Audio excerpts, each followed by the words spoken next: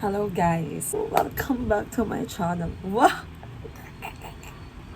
Parang first time ko ata yung nasabi. But hi guys, welcome to my channel. For 2026, naisipan ko talagang mag-start ng bagong project. At ang project na yun ay try 26 new things. Kasi 2026 na. Ngayon ko siya sisimulan. At ang una sa aking listahan ay nasaan ang sunscreen. Oh Lord! Ayun. Ang una ay umattend ng vocal lesson.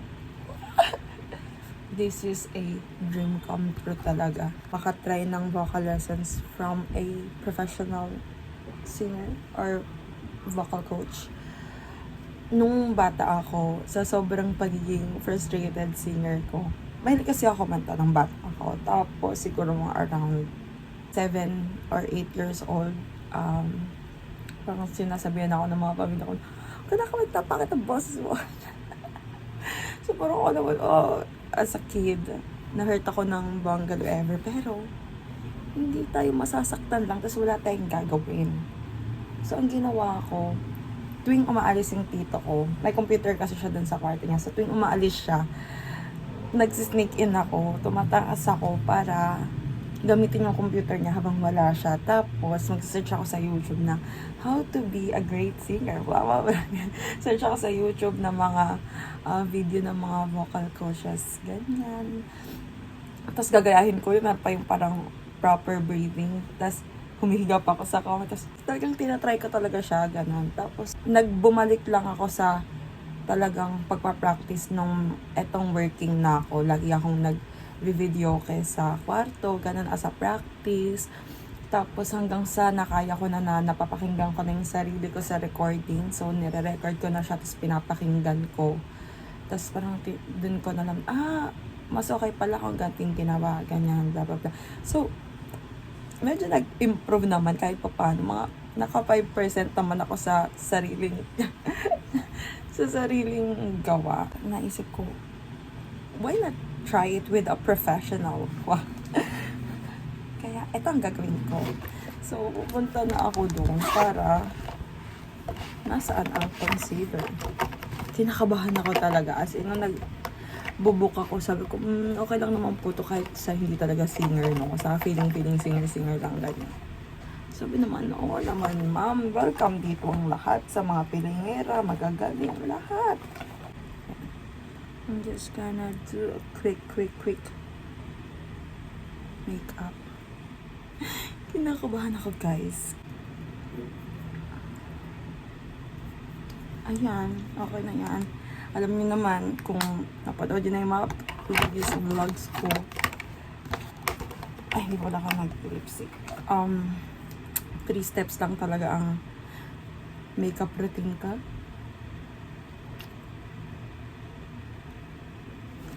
Nanginginig yung tuhod ko sa kaba. Ayan, kompleto ko na yung 3 steps. Nagiging 4 steps lang naman yan kapag malala ang eye bags ko. Pero parang wala siya today, so 3 steps na yan. At 4 steps na mag-supply tayo. Opo. Ayun na yan, guys. I gotta go. See you there. Bye. Right place. Ay, thank you po. Paano niyo po naisipan na gusto niyo try? Sabi ko, ay sige, mag-aaral ako kumanta. Ganun. Tapos, hanggang nakalimutan ko na siya. Nung tumanda na po ako ulit, ako naisipan na gusto ko ulit mag-practice. Kasi ginawa ko, bumili ako ng karaoke na maliit. Binabasag ko yung eardrums ng pamilya ko. Kumakanta lang ako every week, ganyan po. Tapos,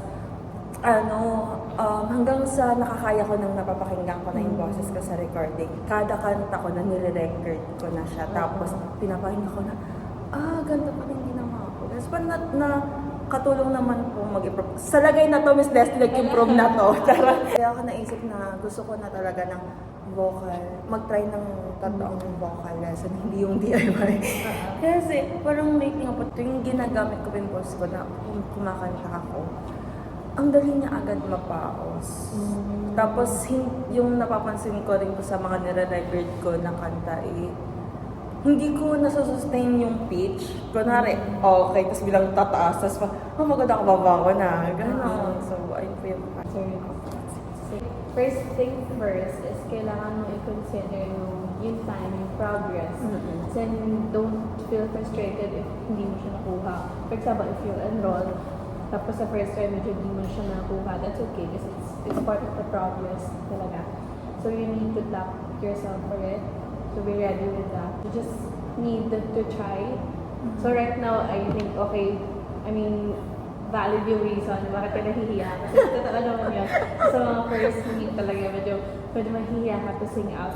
Alam natin na this is the perfect room to improve. So, kung mag-mistakes ka, that's okay. I won't judge you. So, hindi ako nandito to judge. recorded yan, Leslie. Charot. So, yun lang. Tapos, the third thing, which is the very important thing, is the first thing you should know, or you should put yourself in, is you need to trust yourself. Kasi sensation siya yung voice natin, it's a feeling, it's a sensation. Hindi naman natin siya nakikita sa piano or sa guitar. So, nagbabasa tayo based on what we feel inside of our body. And mental state is very important. Yun. So, pag nasa state tayo na hindi ka maniniwala sa sarili mo na kaya mo, it will be much harder for you to really push it through. So, dapat pala fake it till you make it, no? So, ay, singer ako today. Niwala ko na there will be progress. Especially If there's a will, there's a way. Kasi hindi siya totally naka-down, hindi siya naka-close, but naka-swing lang. So, dapat walang tightness at all with that. So, make sure na from your forehead, dito, here, is na-massage na siya. Ayan. And then the next one will be the tongue. Ito yung reasons bakit tayo nagkakaroon ng strained voice or cracking voice. Because of this three. So, ano siya? Medyo mahirap kasi siyang i-control, especially if na-form na tayo ng habit or we're mentally hindi ready for it.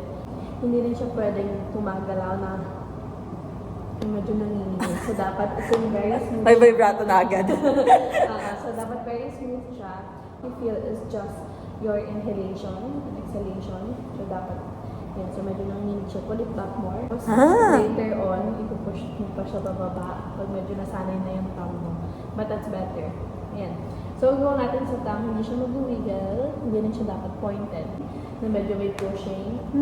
Mga yan. Kaya po pala, kapag kanari yung video, okay, masyadong mababa or masyadong mataas, parang mas mahirap siyang I-push. i-push. So, dapat parang eye level lang. Yung Kasi hindi siya mukha. dapat masyadong ganito, hindi masyadong lifted, as in enough lang. Ano, basta isipin mo siya dapat wala kang anything na babaguhin with how you speak. And feel mo ba? Is it soft? Yeah. So, mangyayari to, possible na hindi siya mag-soft. If you try, pwede mo i-try na parang lulunok ka, pero hindi mo natuloy. Na-feel mo yung pressing, tapos nag-tight siya, tapos biglang nung nilunok mo na lumamot siya ulit. Okay mo yan. Ayun. Kasi yun yung mga kailangan mong ma-analyze din sa sarili. Human anatomy rin pala sa singing. Yung voice pa naman natin, very sensitive. As in, other than physical thing, pag ano ka, pagod ka physically, kaya mo siyang i-regain after a few days or one day, one night. Pero sa voice kasi once na napagod siya, napao siya, it will take you talaga one week to 2 weeks until 1 month. Depends kung gano'n siya na-harm. So, Totoo yun, miss. Kasi po, parang umabot nga po ako sa point na hindi ako kumakanta ng 6 months. Ah, totoo?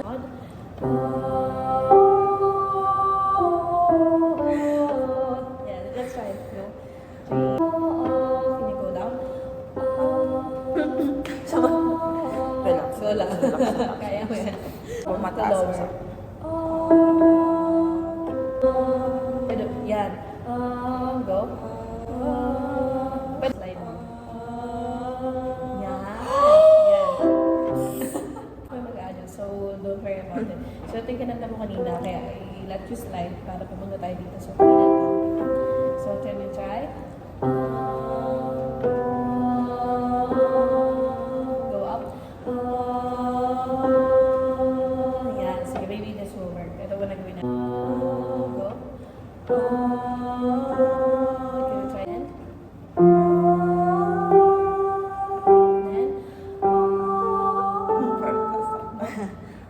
kailangan this one is, it feels like you're blowing.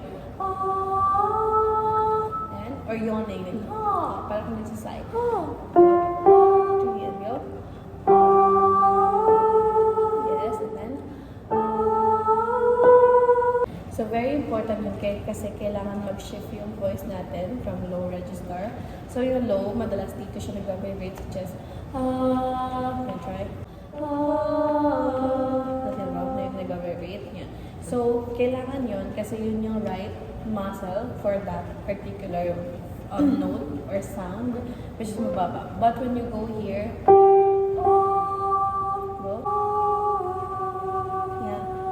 Nasa baba, wala na siya. Wala na po. Yeah, kasi napunta na siya dito. Yan. So, kailangan, ano siya, kailangan alam natin siya gamitin. Something. Gusto ko marinig. Kailangan ko ng mic. Charot. Doon lumalabas yung... Nahiyoko mo.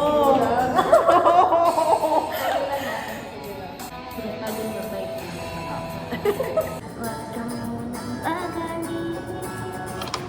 Ako sana'y pakinggan. Di pa ba nakangiti sa taas? Lahat na ba? Nagpapanggap na lang ako wala ka dyan. Kaya sabi ko.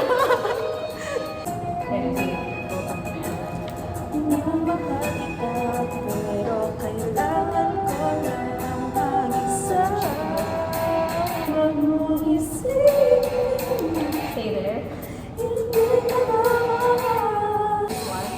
At ang panahonan Here. ang aking pagkawalan. Ano, kailangan nandun ka lang. Stay there. Go back. Hindi ka naman. Hindi ko na natin pala. Ang aking pagkawalan ay parang sa akin. Kailangan mo ma-anticipate ang note if it is high Kailangan and mo low. tata. Tapos paano siya shift. Yan yung sabi ko sa'yo earlier. Kailangan alam ng muscle mo if ano yung gagamitin mo. So for example, ito, may going down. Huwag mo. So this one is the chest voice. Huwag mong isipin na Voice. oras ang oras. Yun. Aking pagkawalan ay paraling sa... Go down. Ang hirap pala niya. Oo, kasi bababa siya. Ganun pala niya. Charot. So, ganun siya. Kasi kailangan mo lang ma-anticipate ano yung right sound for it. 10 out of 10. Ma'am, ang galing mo, ma'am. May question ka? Yung session is magiging kapag kayong totoo na 1 hour per session. 1 hour. Tapos I think ang minimum is 6 sessions. sessions. Meron silang 30 minutes, pero hindi ko masyadong in-indulge yung 30 kasi medyo Bukas pa lang yung vocal cords mo, no? Cut! Oo. Uwi ka na! Oo, medyo gano'n na lang siya. Sessions done. Trial lang yung in-avail ko kasi gusto ko lang makita ko. Carry ko ba? Carry ba ako ng teacher? Ayun, naging maganda naman yung dynamic namin ni Mom. So, I think babalik ako for more lessons. Ito pa rin natin ang pangarap at maging soloist. Ayun lang. Thank you guys for watching. Bye!